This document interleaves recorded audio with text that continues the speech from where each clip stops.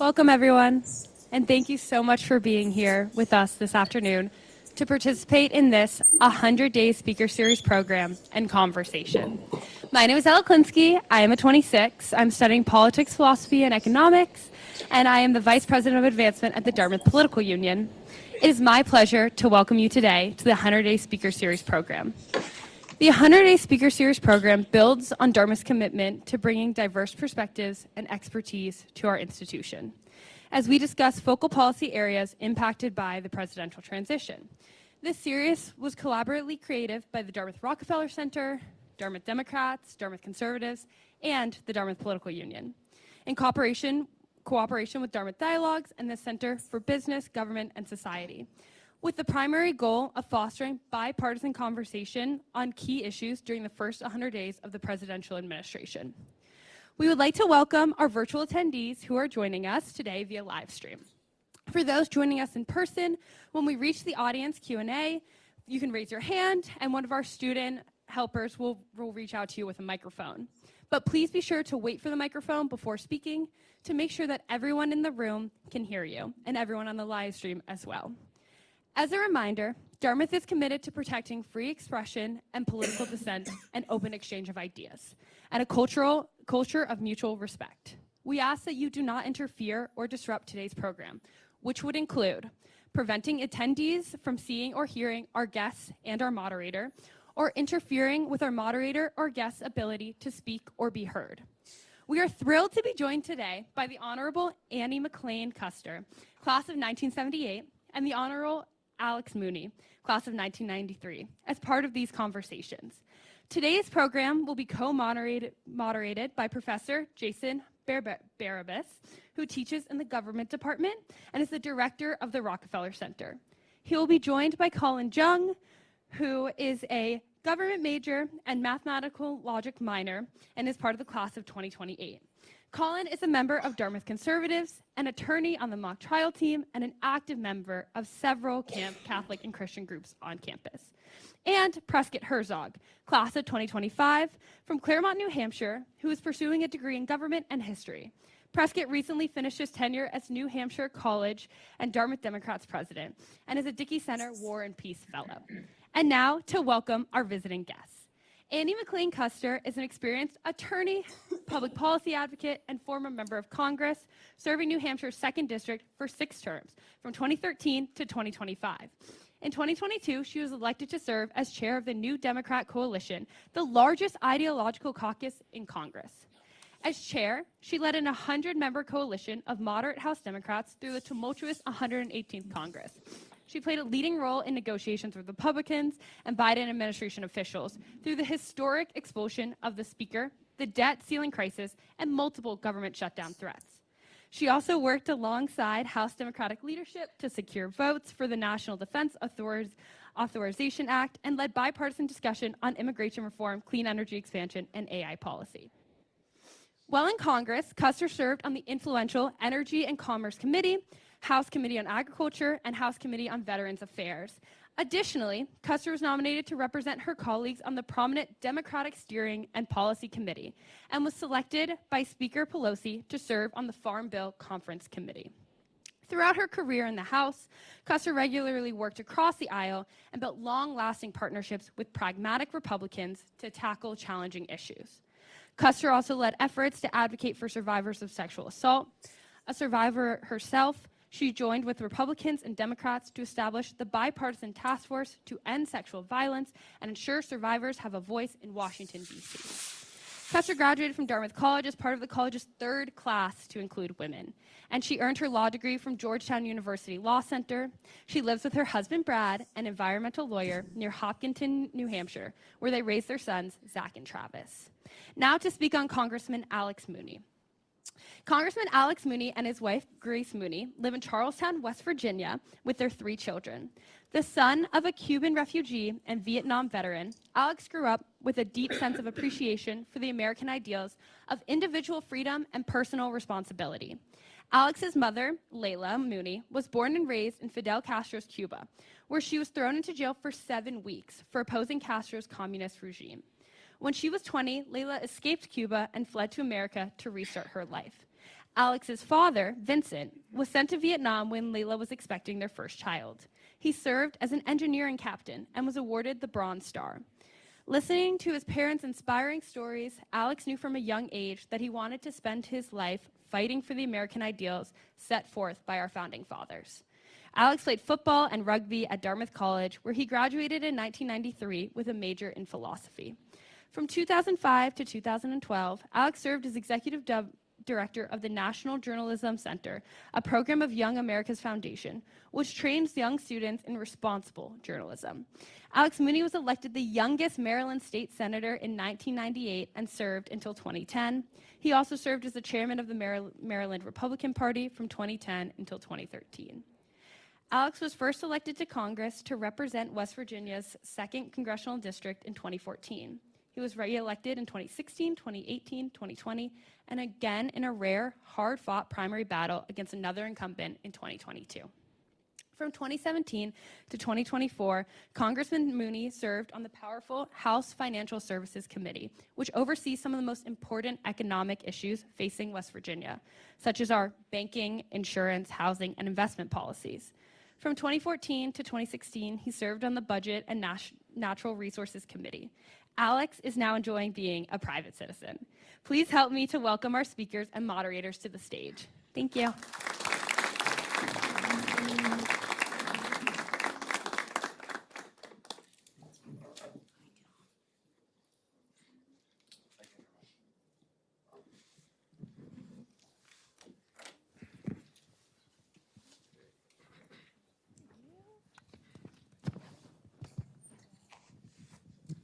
Great.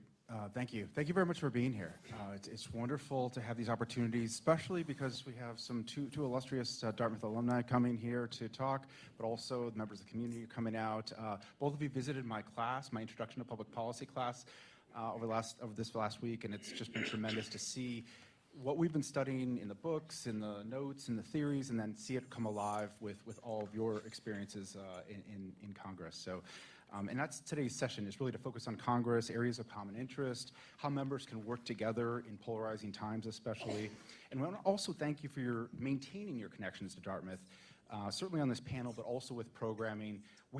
You've both been extraordinarily generous with your time in terms of taking in interns, Dartmouth Student College interns, in DC. You've invited me to watch some of the voting on the floor too. So you popped back up and chatted between votes. So that was very memorable for me as well. You both served a long time in the House. I mean, comparatively, we did some research on this. But the average tenure for a member of the House is about 8.5 years, according to Congress.gov. And so you both served beyond that. Representative Custer from 2013 to 2025, that's 12 years. Had all the committees that we heard about. Representative Mooney from 2015 to 2025, 10 years. And you won with a 65.5 margin in your last race.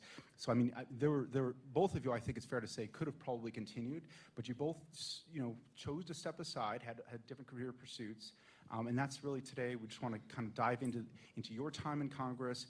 Think more about what you learned over that time period, what you maybe want to pass along to everybody else in here as well. So I guess, if we could just start there, any sort of global reflections, perhaps, how the Dartmouth, experience may have helped shape you. I know there are a number of members of Dartmouth. Dartmouth has a lot of alums in Congress too, so that might be another point of connection as well. So if I could just start with you, Representative Custer.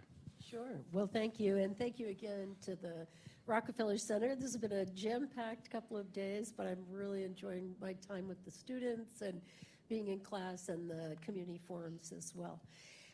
So I've talked a little bit, actually quite a bit with the students about my time at Dartmouth. I was in the 3rd class with women. I have some classmates in the room, and it was a tumultuous time in some ways, but obviously I have friends that I made then that are still a big part of my life.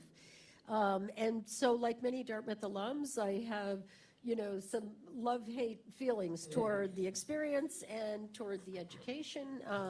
But I really feel incredibly blessed by the opportunity and by the responsibility that we were given at such a young age. And then I went directly from here to work in Congress for 3 years, and then went to law school, and then came back to New Hampshire to practice law for 25 years before I went back to Congress.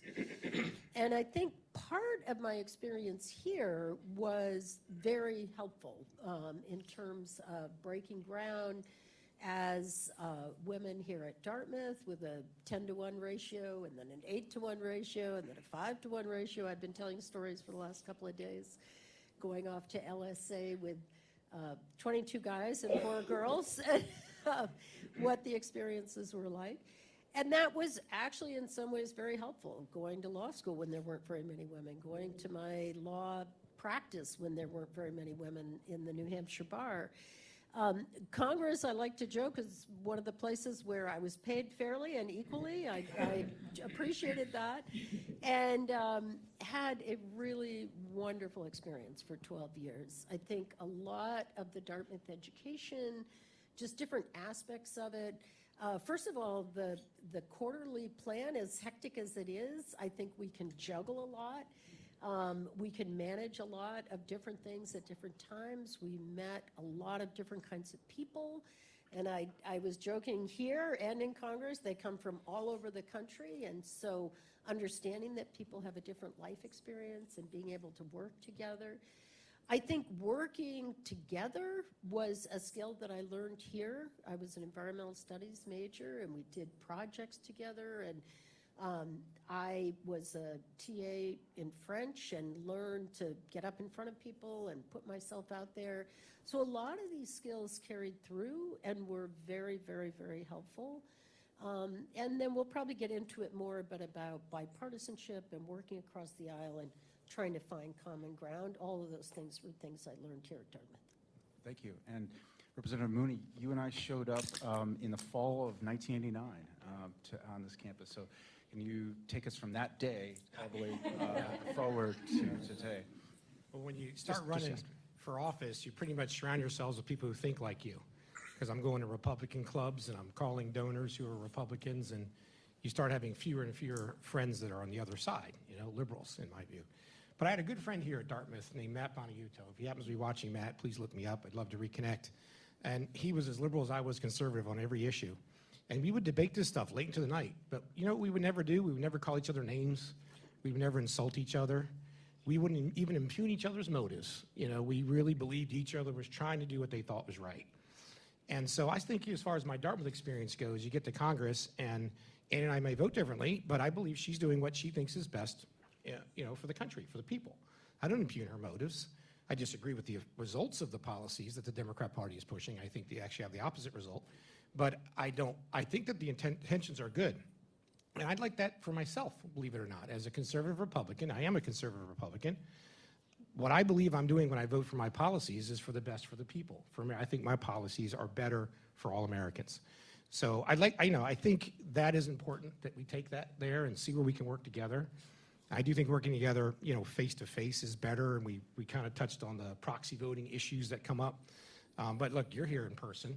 I still think the best way to work out deals and make work bipartisan is face-to-face meetings. The opioid issue, I'm sure we're going to get into that. There's no more bipartisan issue than that. I mean, frankly, most issues are bipartisan. You're just not going to read about it on the front page of the newspapers or see it on TV because it doesn't involve violence and nasty arguments, and they want to sell the news. But most issues, transportation, you could go on, foreign policy, these are generally bipartisan issues.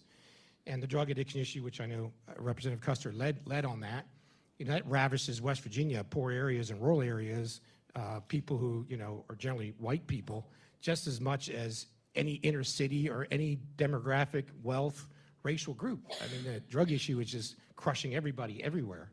And that's obviously a bipartisan issue. I think we run a lot of bills together on that. And there's things that can be done there. But, when it comes to the process, certain people want a certain result, and they may not like the process that our country has come up with. What we're supposed to do in Congress is pass something called appropriations bills. You ever heard of those? These 12 single subject spending bills? History of Congress. Yeah, right? When I was a staffer in the 90s, we actually did that. Yep. And Bill Clinton worked with Newt Gingrich, and they actually passed appropriations bills. I mean, this is how our country ran for hundreds of years. And the last 20 years or so, we've kind of stopped doing that. We passed these things called continuing resolutions, which just give all the money to the president, Republican or Democrat, to do basically whatever they want. then we complain about it when we get home. So I kind of want to get back to really during my 10 years, I was really just trying to get back to the process that I think is fair to both parties. And if you don't like the result, right now it's a totally Republican government, Senate, House, and President. And people may not like that, and there's something called an election next year, and you can vote, next year, and that's how you make a difference. But if the election occurs and the results happen, you're going to see what you see happen. So when Obama was there and he had total control, he passed government health care plans and things like that I didn't agree with. But people wanted me to stop it single-handedly as a Republican member. But if there's a Democrat Senate, I'm not going to be able to be successful in that.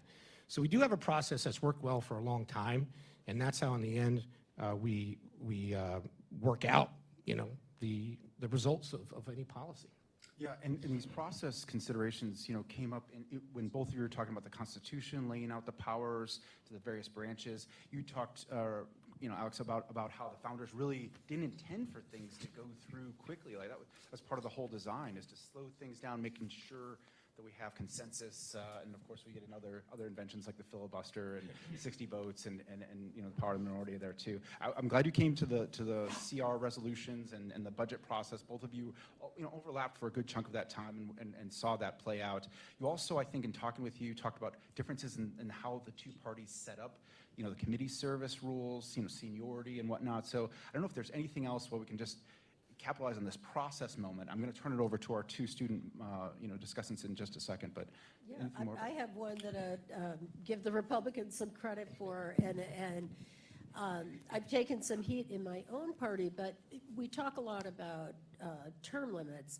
I think what the Republicans have done in their caucus is have term limits on committee chairs.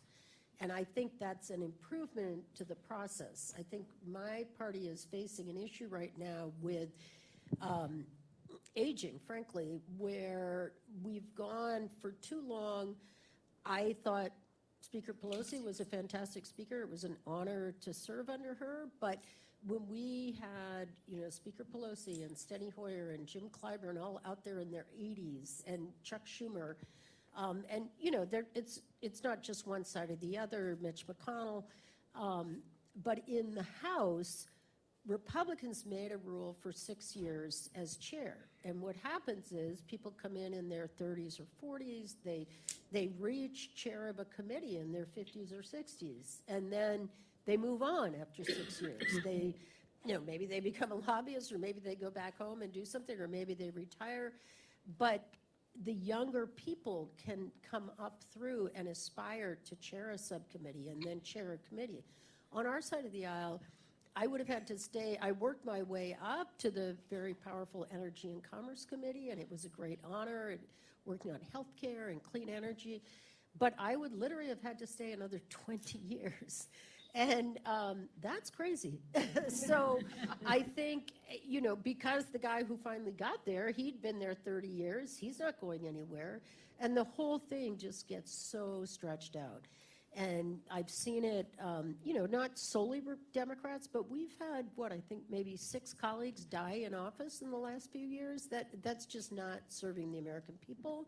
They're great people. I love them all dearly, but they shouldn't have been on the ballot when they were coming to the end of their life. And I have colleagues that just can't leave. And I think, I left voluntarily to say there's somebody, younger that can do this job. And my successor is 30 years younger than me. So I think to give people opportunity, there's a lot of great people that we've met in the last couple of days. I want to encourage them to run for local office, go work in Congress, run for Congress. The country would be better served if we had, turnover where people come and get their expertise and do a good job, but don't stay forever. It's not your personal project to be there forever. Yeah, and Alex, I watched your farewell speech on the House floor. It was very moving. You were very moved, and you talked a lot about your time in Congress, how you got there, your parents, the whole thing. So I don't know if you have any other thoughts about the process, things that maybe the committee structure or other things that we could kind of tinker with at the margins, or think about how that affects how politics plays out. Or you can revisit choosing a speaker. Speaker choice. Well, since you gave a compliment or something about the Republican Party you liked, I'll tell you something about the Democrat Party that most members of Congress admire, and it's the way that Speaker Nancy Pelosi was able to just keep everybody more, it seems, more or less voting in line. Oh, She trust had me, an that wasn't easy. She's probably one of the rare people in life that I'm truly frightened of.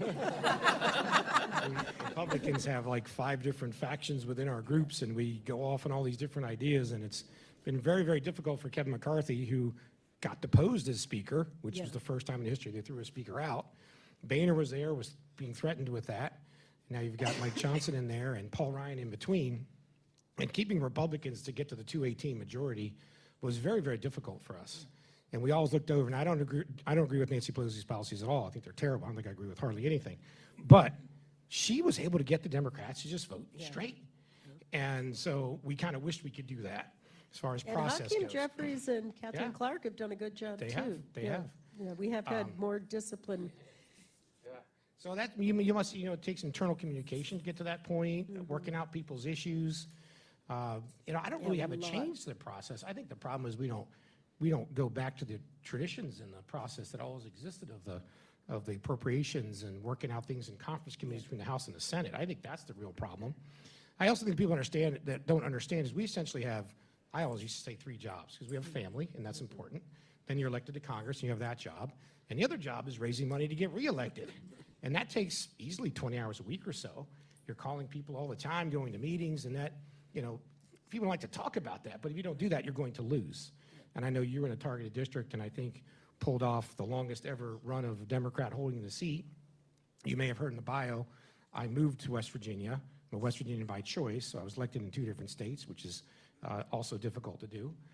But my voting record was conservative, so I was able to, that was actually an advantage I had when I ran in West Virginia. But I think the process I just think needs to be followed, and you can tweak it here and there, but nothing's going to change it unless you do an amendment to the Constitution, which there's a process for that too. I'd like to see a balanced budget amendment in the Constitution because we have this debt that's just spiraling, and both parties aren't doing a good enough job on that, and I don't see an end in sight to that.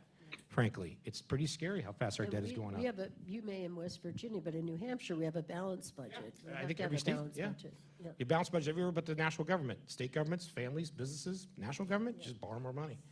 And I think the founders of our country would be aghast at how badly they would put a balanced budget amendment in there. I mean, in times of war, they want to be able to borrow, but if they could see how irresponsible we've been, they would regret that. Anyway, so there's things you can do to change it, I think, to improve it, but the process exists for that as well. Well, great. I really appreciate those comments. I've also seen you both, but especially you, Alex, over the last few days, ask students, are you voting? Are you involved in the process? Almost everybody you ran into, you were asking them, are you voting? So I think it's really important to think about found that. 2 West Virginians yesterday. That's right. They didn't all vote for you. One made a either. point of So making that sure I was that not elected. That was I an think that interesting Dartmouth moment. students have an extraordinary record of voting. It's really quite impressive, and that they've initiated a lot of activity on campus.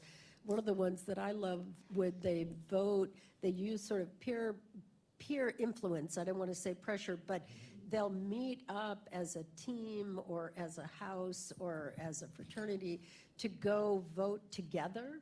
And if you stand at the polls in Hanover, which was always my favorite place in the state to stand on election day, and the students are just pouring in together to vote. And we have same-day registration, so people from away, if they prove they're living here, they can participate, which I think is helps to improve the participation rates and keep it as easy as possible for students and for people living here in New Hampshire.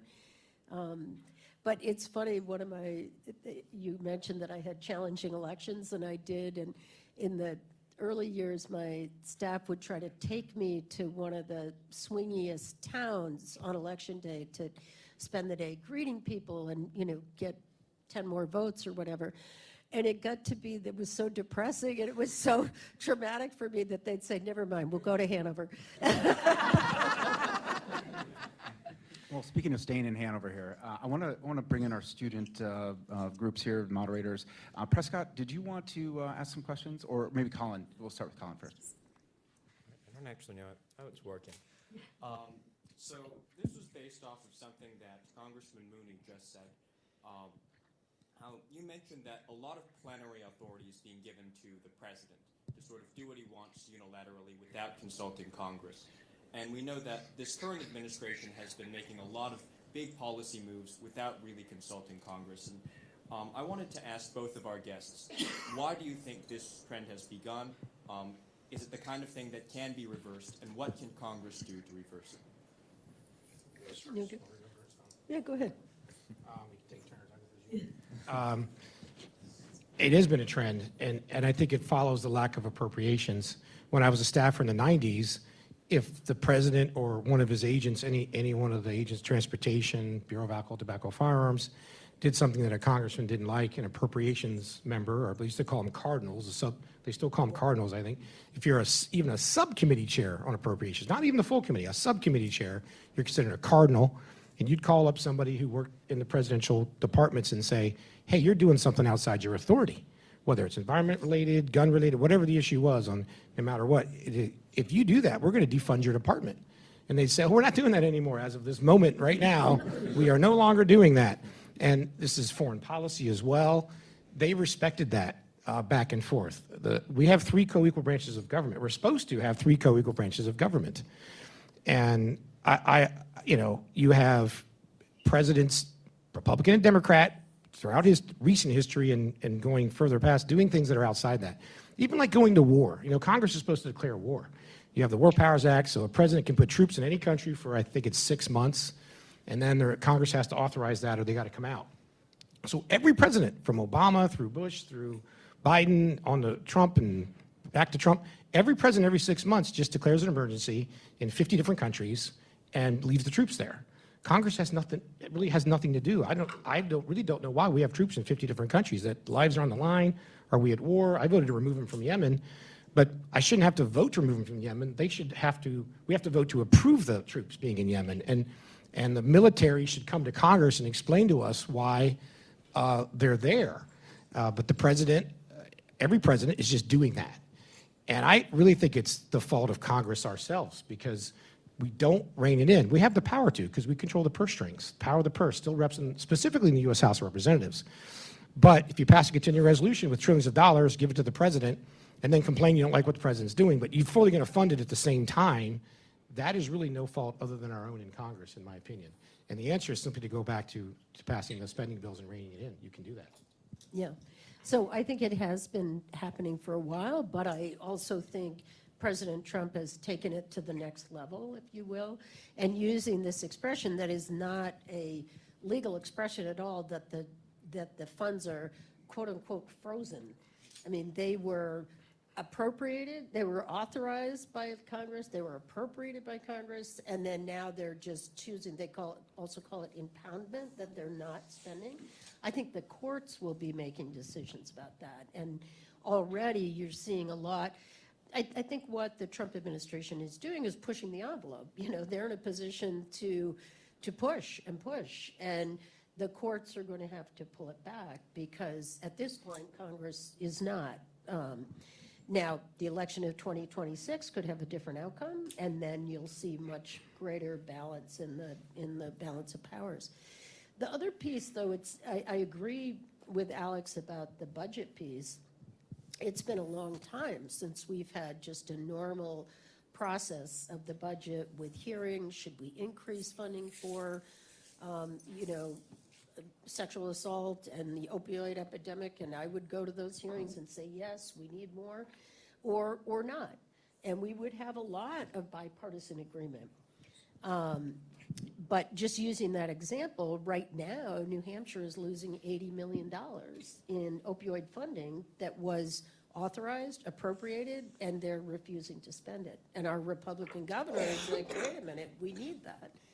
But the other part, it's not just the budget, the executive orders. It's almost swinging back and forth so dramatically now, again, without going to Congress, stretching the boundaries of what these executive orders even are. It's like a zipper. It's like one administration will do all these executive orders, and then the next administration takes that list and adds not, and, just does, and then unzips the whole thing again, and then, on the environment. I was shocked to read today on lead poisoning in the air. Literally, like going back decades of agreed upon policy, even between R's and D's. So it's very dramatic right now, more so, but I'm sure there were things when President Biden came in that he turned around from the first administration, the first Trump administration. And the result of it, and I think we're starting to see this when you see the Wall Street Journal and others start to editorialize on it, is it's very chaotic, not just in people's lives, but also for our economy. And so add to this the tariffs, it's just somebody's making money off it, some investor, investment advisors, some of there, but it's very challenging environment for businesses. Just to use the tariff as an example, I agree with the notion of make it in America. We had a whole policy, I worked on that for 12 years with Steny Hoyer, and we used incentives to bring jobs back. And there were a lot of incentives in the Biden administration to bring those jobs back. The tariffs have been so sort of chaotic and dramatic. A company can't make a decision to open a new factory.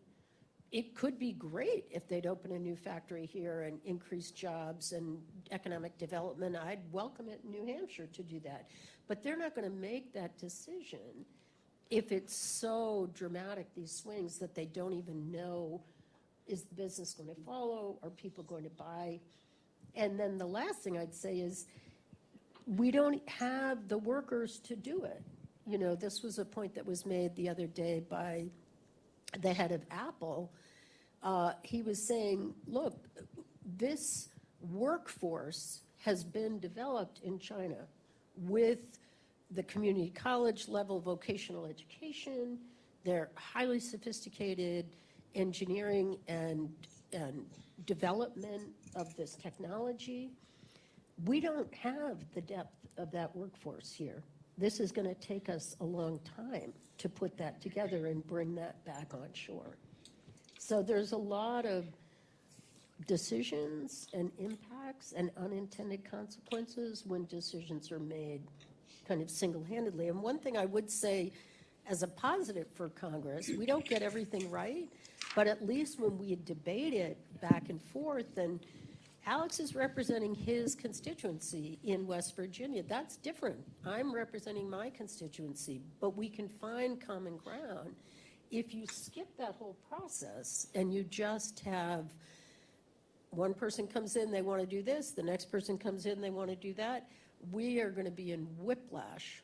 And personally, I think it's going to happen faster and faster with the media and the internet and the opinion news that we live with now.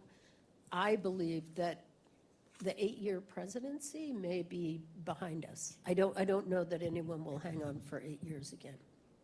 Yeah, and I think this is great because we're sort of debating these issues, and you mentioned just one downside among many of the CR process, the continuing resolutions, is that you don't get to fully discuss and debate these things. So imagine, Congress, especially the Senate, the deliberative body of the world, not really being able to have a chance to discuss a lot of these things. So let's see if Prescott wants to come in. I also want to serve some time for the audience to come in a little bit too, but let's hear what Prescott has to say. Yeah, to touch on something that Congresswoman Custer recently mentioned about the role of the courts in checks and balances and changes in Congress. Last June, the Supreme Court overturned the Chevron deference, which is, for those who are unfamiliar, the deference that usually gave to executive branch bureaucrats in decision-making back. And part of the argument of that majority was to give more power to Congress in terms of the actual implementation of policy.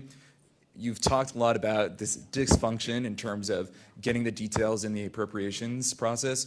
Do you see this change from the Supreme Court something that continues to polarize and stop decision-making from occurring, or is this something that actually will help in terms of solidifying Congress's role in the decision-making process? I think I went first last time.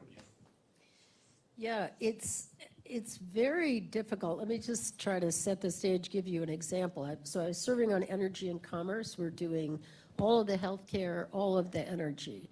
And we'd be in a hearing on some kind of clean energy initiative, something that was going to address climate change or some aspect of this. And you go back and forth. The R's speak and then the D's speak, and you each get 5 minutes. And it became like whiplash. Like we'd be going on and on about whatever. I got very involved in hydro energy with a Dartmouth classmate of mine, Rob Portman and Dan Riker and Scott Brown, you may know from Hanover. But then the other colleagues would start to speak and they'd say they didn't believe that the climate was changing at all, or that was all a hoax, and what I found became more and more difficult is that you're not really dealing with the same, I don't know, facts or reality. You know, you're swinging, and I don't know that where the Chevron concept will get us, because you're trying to make these decisions in committee about policy and about establishing policy, implementing policy, but you have a pretty dramatic difference as to what is actually happening. And I'll just close with this. I remember the auto dealers at one point. I was at one of the things that we do off campus is bipartisan meetings. This happened to be the Aspen Institute, and it was, you know, Republicans and Democrats and nonprofits and business people, and it really can have a robust discussion. And I remember one of the international auto CEOs saying, this was the first Trump administration, don't change the number. Just tell us what we're trying to aspire to. This is with regard to miles per gallon and getting better energy and fewer pollutants. Just tell us what it is, and we will create the technology to get us there. But don't keep changing it. We need to plan ahead. We need to do the engineering, build the factories, build the equipment. And if you keep changing it, we don't know what to do. And I think that's one of the things that might happen as a result of that, is that Congress can't actually get to a solution. That the examples that we left off on, cryptocurrency, AI, these are big policies that are going to impact all of our lives. And here's a group of people that can't agree on whether or not our climate is changing. And I just got to the point where I'm like, I don't know, maybe somebody younger can do better at this, can get to yes on something. Alex, do you Yeah, I do have thoughts on that. So that is a significant ruling. It's a great thing to look at.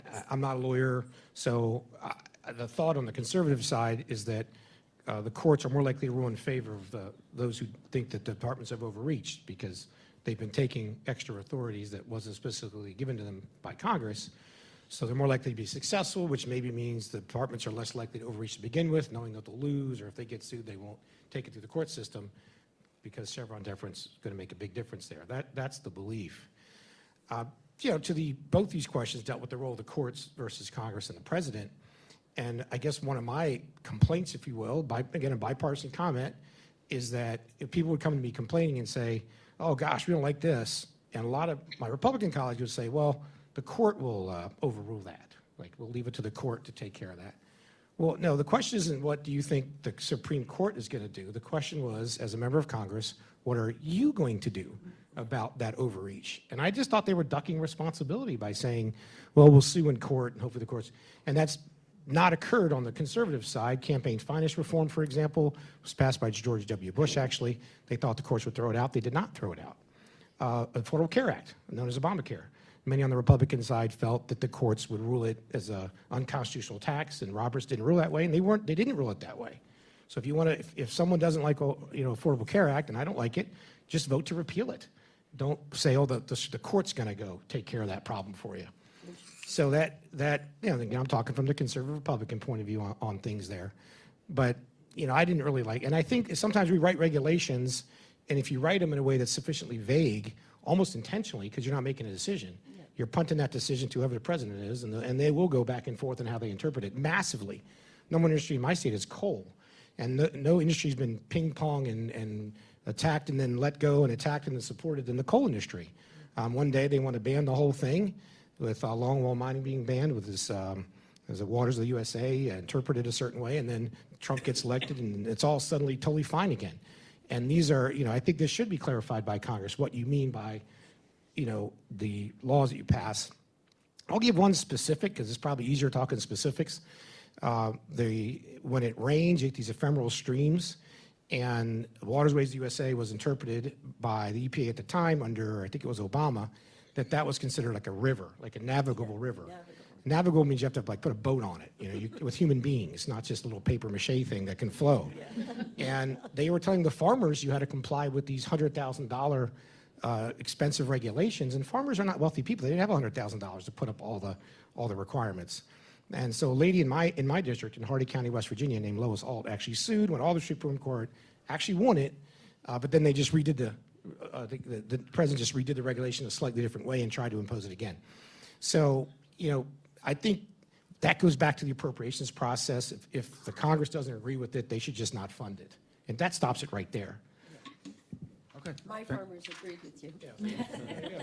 You mentioned vague writing, and I was thinking how the professors in the room are similarly concerned about vague. So a moment for specificity. I think in the interest of time, I might want to see if there are questions from the audience. We can come back to the student moderators. If so, we have microphones going down, and I hope you're a Dartmouth student as the first question. We like to have that be a norm. Yes. I'm a Dartmouth student. Fantastic. Please state who you are and just what your question is. I'm Catherine. I'm 28, and I wanted to thank both of you for coming here today, and it's great to see Dartmouth grads, doing great things. I have a question about the role of Congress in bringing meritocracy back to the executive branch and agencies. I think that Trump is over-prioritizing allegiance over meritocracy, and I'm wondering what the role you think that Congress can play in kind of bringing back qualifications, and that is a priority within the executive branch. Thank you. Yeah, I can't remember where we are and who's gone first, but I'll jump in. I think the role of Congress, and in particular in the Senate, for the vetting of candidates at a certain level. So there's a certain level of appointments, presidential appointments, that have the approval, consent and approval of the Senate. And I think we've lost some of that. In particular, Elon Musk has had no vetting whatsoever at all. And I'm very concerned because what I do know of AI, trying to learn as much as I possibly could, is that AI is insatiable for data. One of the conferences I went to about it, they literally were talking about synthetic data, and it's just what it sounds like. Bullshit. It's just made up, And if they're at the point where they need to make up data, that I have to question what are the assumptions going into it. So what they're looking for is data, and what the federal government has is endless data on all of us, the IRS, Social Security, every detail of our life. And so it makes me very, very nervous on behalf of myself, my family, my constituency about privacy and what his unfettered access to the data is, having never been vetted, having never had any consideration of his personal conflicts of interest as probably the highest paid vendor to the federal government ever in the history of time. So I agree. I think these positions should be vetted and should be approved by the United States. A couple thoughts on that. I mean, I do agree with meritocracy. That would generally be a Republican point of view.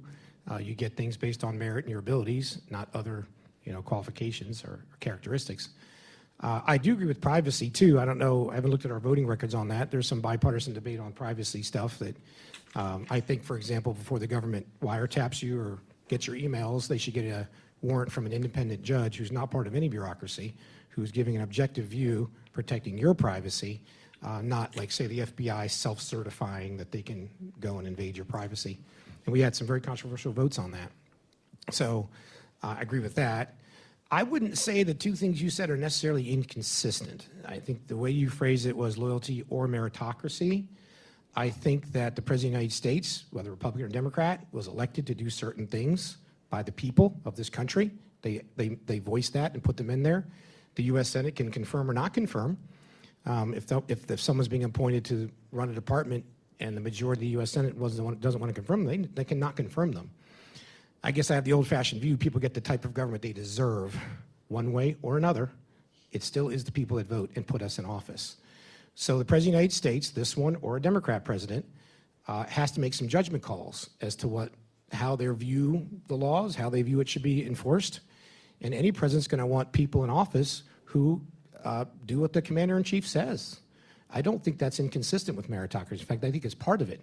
Part of the meritocracy is understanding that you may be a deputy secretary in some department, but you're not the boss. The President of the United States is your boss, and you should execute upon his orders. So I think that's the general rule of thumb. I mean, there's exceptions to every rule, but that's the rule of thumb. So I don't think they're inconsistent. I actually think the problem has been the opposite of that there have been people who view themselves in these various government agencies as not having to respond to what the president wants. In fact, they're Congress as far as they're concerned. They're the president as far as they're concerned. They can do whatever they want. They can spy on you. They can violate your rights. They can do whatever they want. And they're going to be there no matter who the president is. That's the bigger problem, in my opinion. So, Do you think that Elon Musk should have gone before the Senate? No, he's making recommendations. There's been independent commissions out there all over the place that recommend things. But even with the access to the data that he's had? Well, I mean, there's departments that have staff that do those things. I don't think that's inappropriate. I don't. Right, but in this case, it's not the department staff that's doing it, it's his staff. It's this DOGE staff. Well, they're placed in the departments. So I think Or they have. sweep into the departments as I mean, they're every president as has they're political taking- appointees in all these departments that can do that. Republicans and Democrats appoint people, and they have access. This is not people that were appointed to the departments. This is his project. Anyway, we can agree to disagree on We're going this to agree one. to disagree on that. If I could follow up on that really quickly. I mean, Representative Mooney, you were just talking about, constituents being the core. And so, we've recently seen a lot of town halls where people have been pushing and protecting, encouraging, protecting Social Security, Medicare programs. So for both of you, how, as former members of Congress, do you see your role in translating public pressure on issues into concrete action or accountability within the executive branch? That's a great question. I'll go first on this one if you want. And I mean, that is part of the process too. There's an election. I have this old-fashioned view. I said how I was going to vote when I was running, and I subjected myself to the voters. And when they voted me into office, I think it's my duty to vote the way I said I would vote. Now, a lot of issues, you don't take a pledge on every issue that comes before you, and most certainly you want to take into account your constituents' points of views. You're their representative. The House is as close as anyone's going to get to their federal government. The Senate has the whole state, and you have the president. So that's an important part of the process. And it's not just town hall meetings. It's, emails come in and phone calls and telephone town hall meetings. Those are all important. I think I tell Jason's class, when I went to vote to repeal Obamacare, I did a poll of my constituents, and I gave them 4 options. Repeal Obamacare completely, repeal and replace Obamacare, fix Obamacare, or just leave it just the way it is. And the poll came back 25%, 25%, 25%, 25%. All right? Polling is Clear difficult. as mud. So what's a congressman going to do, right? You got people all over the place. So what I did is I voted my conscience. I voted to repeal it. And we did have a replacement in there, too. So I think it's your job, though, is to vote what you think is best in a representative democracy, vote what you think is best for America, then explain that to your constituents. And they're going to disagree. They're going to disagree. And they have every right to do that. And then we have something called an election, and we move on. And you either agree with that process or you don't. I happen to agree with that process. Yeah, I feel the same way. We had very robust elections every 2 years. I mean, in the House, it's every 2 years instead of every 6 in the Senate. So you are very close to your constituency. And I spend a great deal of time visiting the community, going to the institutions, to the colleges, to the hospitals, to the mental health centers and the homeless shelters. And even, you know, earlier you did talk about the politics and the fundraising, and that is a part of it for sure. The way even I did that was the way we do it in New Hampshire. Before I ran for Congress, I did 100 house parties, and that's pretty much how I came back every 3 months to Hanover and Lebanon and Lyme and, you know, all of these places, and tried to stay as close as possible to the views in my district. During COVID, you talked about the telephone town halls. When we couldn't do the town halls, Chris Pappas and I did telephone town halls every week for, I think, 13 weeks with medical people from the physicians from Dartmouth Medical talking about the vaccines and talking about the masking and trying to teach people and keep people safe and protected. But, you know, at the end of the day, there are people that are going to agree or disagree. We would get 2,000 letters a week, emails and phone calls and letters, and we would respond to every single one and try to stay connected.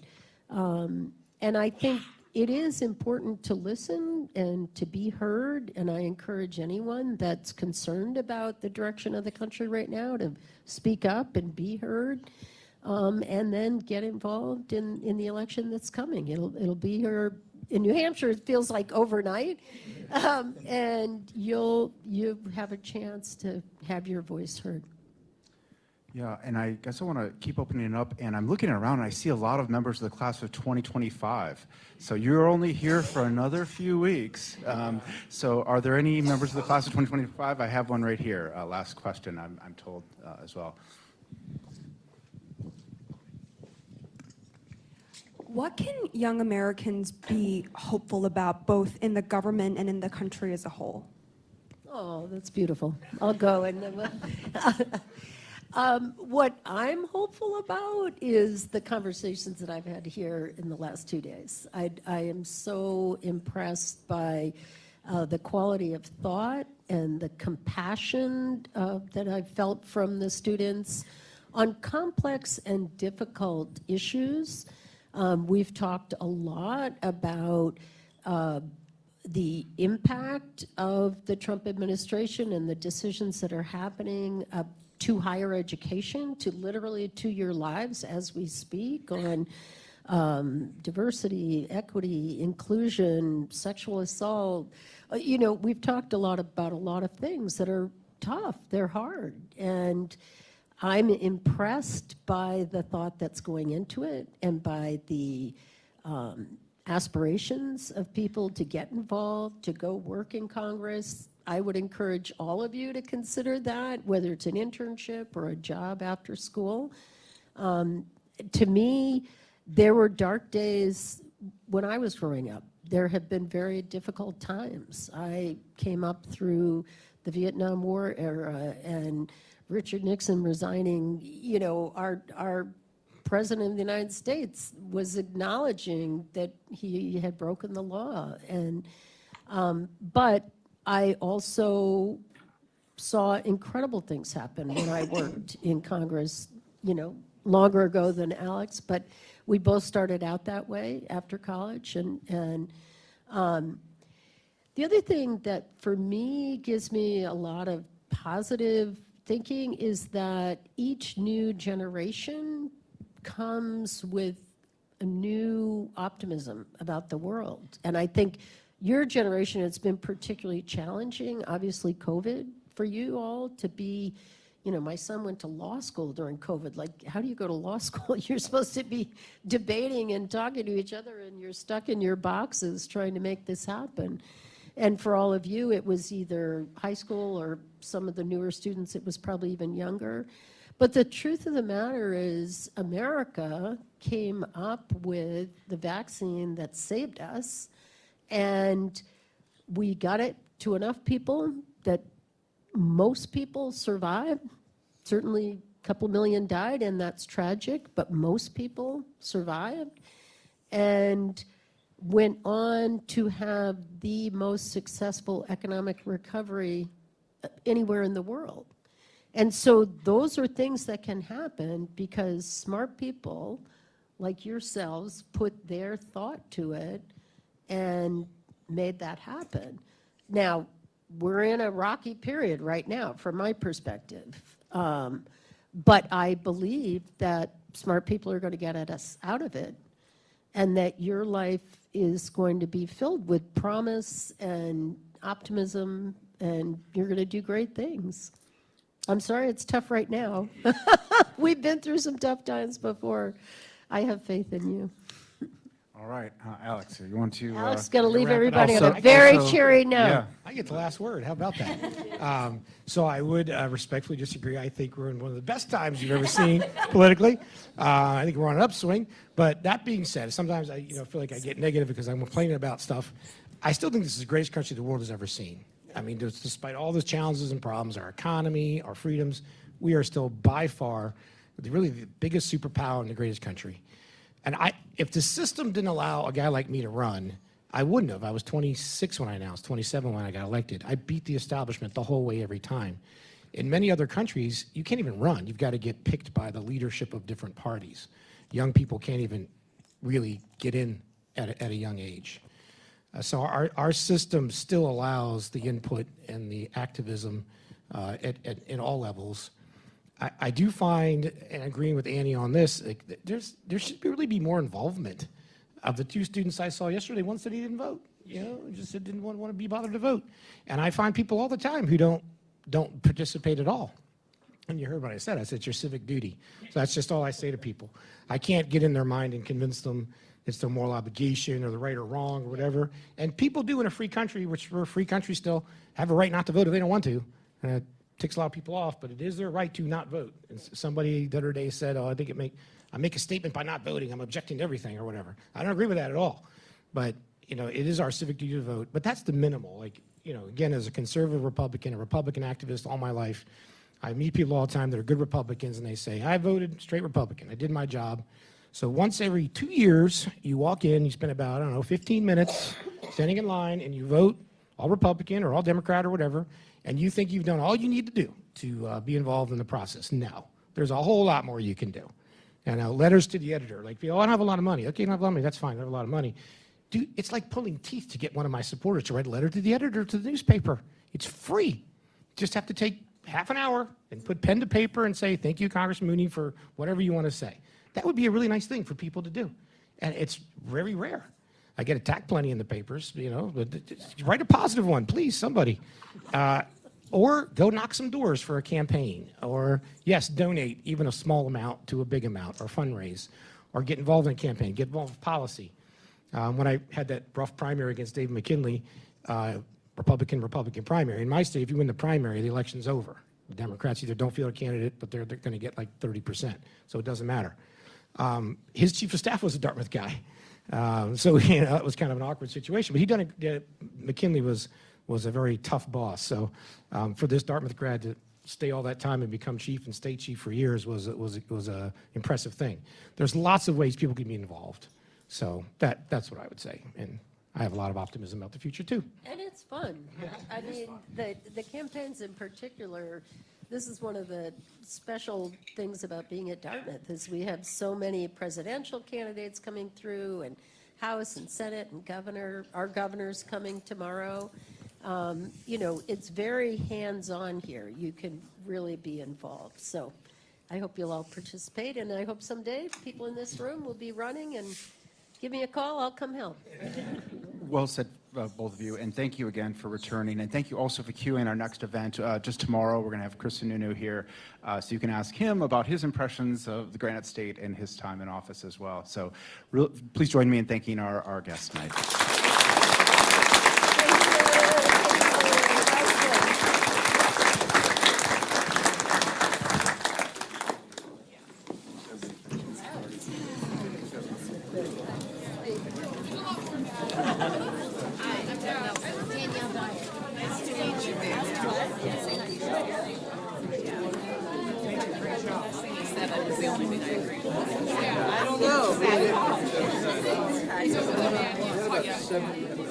I haven't seen you in forever. I know.